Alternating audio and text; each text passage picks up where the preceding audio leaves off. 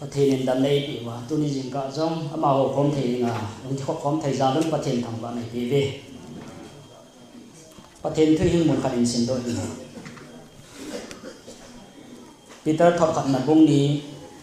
chang som ni le khat First Peter bung ni chang som ni le khat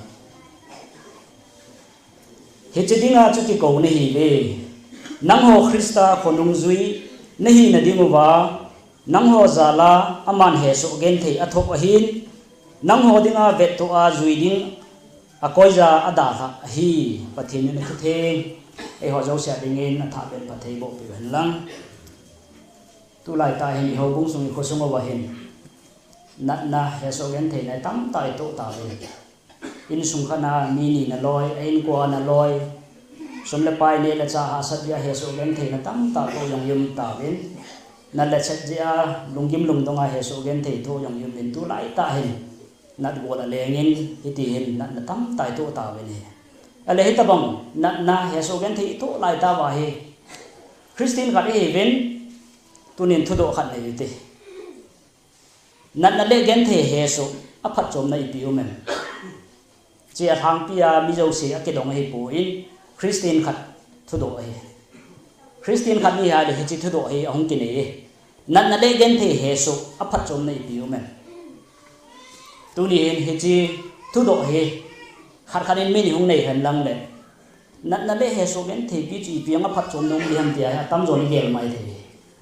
a phat chom na izat ka gel wangin ka gel do he ti yong yum di we a hin la Christian khat hi ta san cha khat hi ai le na le gen thei he so na I tho ho I chan ho he Bible a ile nai le a phat chom ni zan phat no me ne ti cho hoi tu ni jing kan pathin thua pon in ve khom he ama sa penin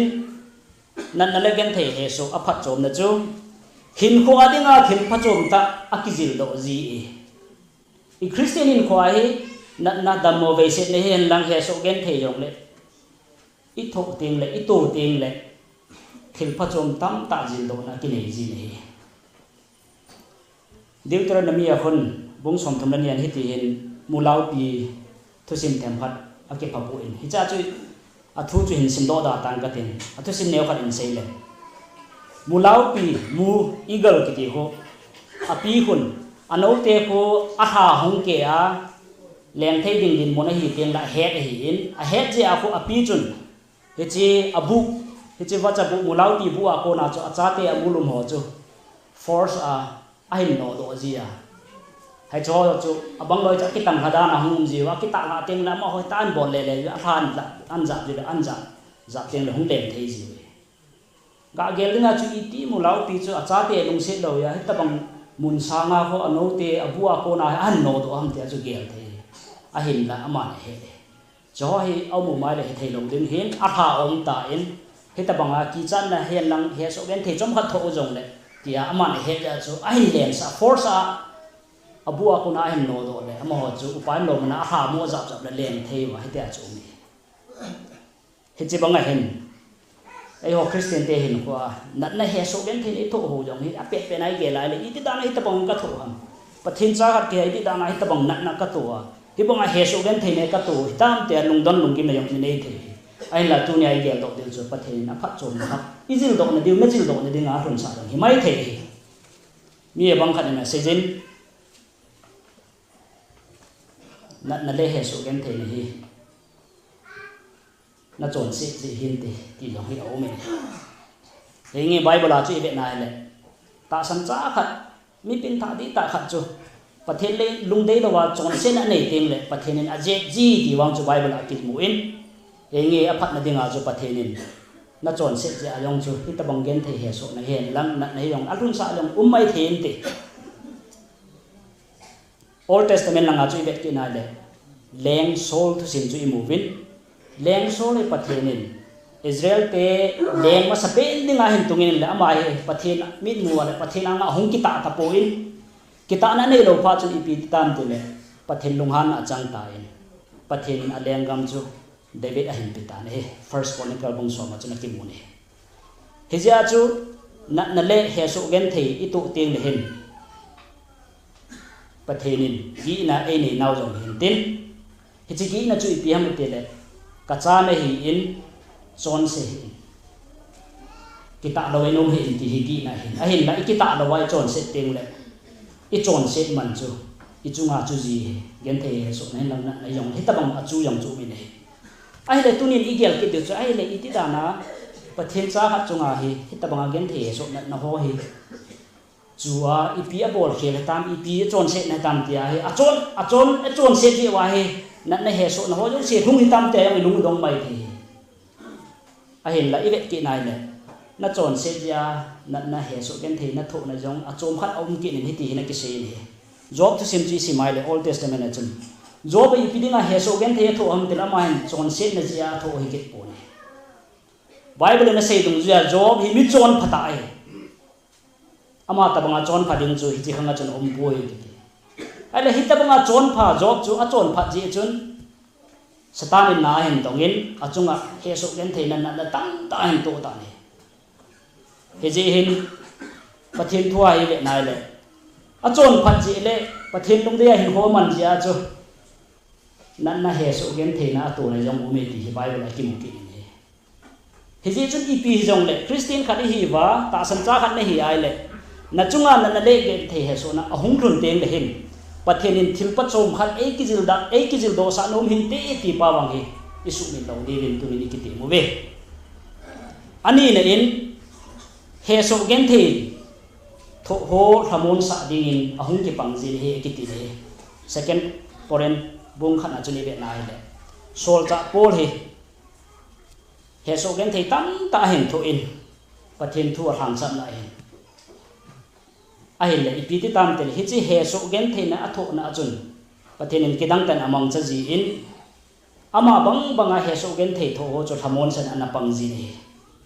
ipaka Jesus Christa hin ko thu sin jang hi Bible ai be nai le imalam jo se the patemina no min a hin la he chi tho ha san jo se na tho ho je chun ei ho yong ei thamon thei bi ne he ji hin tu la yen mi tam ta in ilungu aboi ji ipidinga kana dam ipidinga he so gan theina ka tho ham thi yaman na ka tho ham ai lo le hita bang hi ka tho ham te ai lung don mai the hita bang chu ta san cha khan ni Christian khan ni hi ale hi chi ha san again theina na tho na ho chu nang tabang bunga ahung na ho ahung gen the ahung he so ho chu thamon de nga pathen he tabang chu na tho sa jang hi mai the hin te ki chu he te se ho in gul chu kha lo le gul gu he poi ti a chu kha ho se chun gulin a chu teng la gu chu tabang na ham ti chu he mi kha chu ke dong hen lang gul chu na am te hen lang hengi ana na he nang na chu kha tan e ke kan ken ka e chu kha he kapain kapu sei na za he te hen lang le nui za om ta he je a chu gulin a chu kha ho bo chun an na he na mi dang an chu teng o gulin na chu hi ta pa na hin aban kin hitin kan bol hin chu ka bol hin na hung da me ti chu amo ho dinga phachom ta ki the he je a chu na chunga na hen lang he so gen the na yong le ta san cha khat ni ya a thu na he le long tha hi pathen nang ta banga hin to ho ha san again theina na hin to ho thamon dinga chu he ta bang chu nang chunga athum sa ma sa hin te ti chu Bible ai mu bi ne he athum na chun na le gen the he so na a phat chom na ipi ha me ti ke na le chon chan a sim pha the ji James bung khat chunga chuna ki mu ne he so gen the na ho in tho na ho in tho ting li Christian hin kwa he i chon chan a phalo tam ta ha jo se hi hung ki sin pha the inok sa be se te le mi him te hi pathena ko ni yong ne ki gam thanom ji in a hin la na he so gen the in tho ting le him i chon chan chan jong tam ta ki sin pha the ki ji ni TV ai le nai le sana gol ko a thing sat la do na ding a khun me ya ha ta in a go vi ne le anen se po nin he cha thing sat pa cha la do vi ne ta san cha te yang i ta san naw Krista na ta san na hin khu na man na yong hi patek na ji na chon si na thindal na tha sam na jo se na chon chan chan jo se phalo jo se pai tha uma da ta na din na dinga yang chu hi ta bang patek na ho hi na hen lang gen the he so yong le na chunga phung ninga pathin phat sa mai thei ding hi je chun pakayin ni kha teng ami theng te ama ta san nei pin thana ti ta nei ho chu rep chala la to wam ding hin hi chi la to wa im thei nei wa chu hi chi ni ho hung thin ka chu ta san cha khat nei ya ka hi ai le pathin nei lung se de se ya chu hi ta bang na he so gen thei no ho hi a thun sa na thin lal na jok se chu na pai kha a na ta san na ti ta na de na din na pakaya dinga hin kho di ta na mana rep chan ni teng la to wa num thei ni dinga yang chu su theng na ding pai kha na ding na chon chan sem phat na dinga chu pathenin na hiam lang gen the he so yong le na chunga thun sa hin te di yong bible ko ni mu bin he ali na en chon set kisi na le hu hin na lam pia pui thei je sol cha bung ko chu ve nai le sol ki te pai khonungin pol ati iti bin bible chuna ki mu in damascus muna pathenin akimu sa chun ipiti tam te le ama he khuamu thei ta poin amit acho ta ne ama hin hichima sanga chun christian te ho ana sugen theijin aga manji in songkula henji hite banga gelo pa christian te sugen thei pa he pakai yesu in damascus akemu pia chun ipidi tam te lama khuamu thei ta poin amit acho ta hicha chun ipidi tam iti ai le them pu khat ananias them gau ama ko mahina pui tawin ananias them gau na ho bin hecha chun tauna nai ti tan he le amit chu khuan mu thei ki tan he Paul hin kho thi sema yong i ve nai le achunga gen thei he so atu na ho na tho na ho he pathin ki mu ne na nei jin chon set ki sina na nei thei yin hi che ba na chun pathena deng hin kho hin bang ne hu na hung chan jo chun i pi ti time ti ki nai le he so gen thei na tam ta hin tho ki nin hi chi tho ho jo chi pi tam te le hi chi he so gen thei tho je chun hu hin na thu pha ma chal na jo na pang ki nin hi chi he so again thei lai ta jo pathin na mang cha ki nin hu hin na thu pha ma chal na apan sa ki nin he ti chu pathin thu a imu bin philippine bung khat sunga chuna ki mu ne old testament langai vet ki nai le david thu sim he he so gen the na hin tho ta ikizia tho ham ti le david he pathin in adong se ta he wangin pathin dei lovin hin khoan mangin chon se na hin bol ta in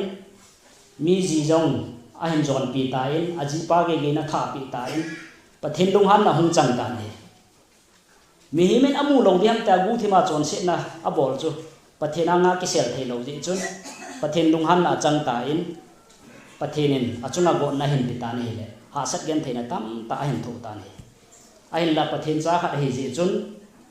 a chon se na ko na pathin lung han na chana he so gen theina tam ta na nan tho zo wa hin chon set ki si na nei kinin pathin ko ma belin pathin lung dei na ma hin ko na mang ki ne ti yong chu bible ai mu bi ne hi ji chun tunin igel khom de wa i dei sau chu piam ni te le mi hem zo se mi pha hi hen lang mi phalo hi jong le na gen the he so nei ibon chawa ki to so ke de ne ai la ta san cha khat ne hi a christian di ta khat ne hi le na he so gen the na hin to teng le pathin oi mo hi pathin chunga lung hang hi pathin cha bi ta ni le na chunga hi ta bang so yong chu pathin na phachom de na so sa hin pathin acha te ama ta san cha te hi i ta san nau te ta yum di wa de ji a he ka le i de che na di i ha che na di wa chu hi ta bang na he so gen thin yong hi i chunga achu di na phat sa ji ni khat he pathin thu sei khat he sam che na mun khat hin aga che sam che pa sam ke che sa ta ne sam ke che sa pe na chun mo to sang chun tin asa kha wa bible ne kan ki po chu khat pan sam che pi pe chun tin sim tan le sam che pan nong sam che pi pin a che cha ya hen sam che pa chun hi che pathin sei pa cho dong ta ne bible sim dia cho ma cho christian hin te ti cho gin sa ji cho o je punang hi christian ni ham te le an jo a to pa bible sim ban he nge christian te hi ele sam che pan dong ki ta ne pathin hi mo ngan pathin hi umam ati ne pathin sei ban he nge pathin o me sam che pan don bot ki nen adong ki ta ke wang pathin o me na ti jo ka ta san poi pathin o mai le ipidingan tunia le se chunga he na he so na gen the na tam ta ma ta banga he gen the na tam ta am pathin au mai le anadam lo hoyong cho dam sa jin mo ham he so gan the thon sa pan pia chaga gan the hoyong cho mai ngai cha hoyong sa pi jing the lo ham pathin om po ya tin sam chet pa jong sei ta ne ala pe chun pathin sei pa jong adon bu jidan cho he them the ta poin he ji chun aki ge den don bu ji he lo pha chun apo ta ne le ipi ti time pi ti nai le aga pot le hen lampi pa ma hen pasal khat go thang khat he earphone ki toin la na nga jin asam khul henun sam sao henun khat anu men he cha chun pathen sei pan ama cha mu pha nen a ho pin chom cha khat ne hin ju yin thil khat ka sei nom ka bol nom min ne hin ju thei dam tir khat pa yang nom ta hen he che sam sao pa go thang pa chun pathen sei pa an ju yin pathen sei pa en sam chet pa ko an pui lu ta ne sam chet pa ko an pui lu ni pathen sei pa chun sam chet pa ko ma dong ta ne vanu ile se nai sam chet ho umam ala sam chet pa he an nui ta ne ipini na chu nei do ham ke yong sam chet ka hi mi an jo na sam ka che i chelen ala pathen sei pa sei ki pa vanu ile se nai sam chet ho om le ipini na hi chi gol hang pa ta ma he pasal sam sau tam ta om ham ati ta ne ala sam chet pa jong anu yin a don bo ne e chu chu ipini na lom dan han iche sam sao ho cho ke ko ma hung lo ji wa sao ko ma hung hen lang le sam ka che pi de sam chom de tai paten sei pan a sei na don ta hi chu hi ka sei nom chu tunin le se chunga na he so gan the no hoi ipi da mi him tam ta na tho a tuni chan ge a he ka he umu ham pathin ko ma zo do ji hi ti pi ta ne tunin jong yung ki khop bang wa hen ta sanadi ta nei jong vin Christian in sumai hin pen ji wa Christian ka hi tia pen tha nadi ta nei lo lai hawin pon tho ta ka jong tam ta yu mo vin tunin Christa hin nei lo lai ne hi ai le na chunga na he so gen the na hung thun teng le pathenin ka ko ma hungin pakai sui ne thiu bung som na khat sang som le gen a sei bong chun tong kim te le po gi te ka he na hungun Christa hin nei lo lai dong mon na nei lo lai ne hi ai le pakai yesu ka he na hungin ti pathen kom hin ben na chun nangin nangai cha chu pathen na pi ama kom na hin ben lo ama kom an hung lo le izanin nan lang he so gan thei tho jang la chun lung mon na dam na hin na pe thei pa kom na hin ben lo le nang dinga chu phachom lo de chu tem jong le ta san cha te ho tunin na chunga ka chunga na hian lang he so gan thei a thun teng le lung gim hin lung dong hin lung jang lung neo hin pathenin nang la ke dinga a phat chom na iza kai iza nam pha an bol din ja chu na chunga thun dinga phat sa hin te ti pa he tun jing kan ki ge lo he te je hen tunin nan na le gen the so ipi phachoman ti chu pathen tu thenga ko ni be ta win tu lai tai ho bung su ko sung ba nan na hen lang he so gen the na tho zo se tu ni pathen thua ken ho zo se chu dong thim gil cha ge lo he tin pathen kom be lo la ten be lo tin Christa hin nei sa te ho en pathen ade na hin ho iman be ba i to do be na de wa he ta bang he thung he ti yong hi tu ni inok ti win pakai ni ki ti win he pathen tu theng se do ho bong cha ti win pathen in phathei bo pi ta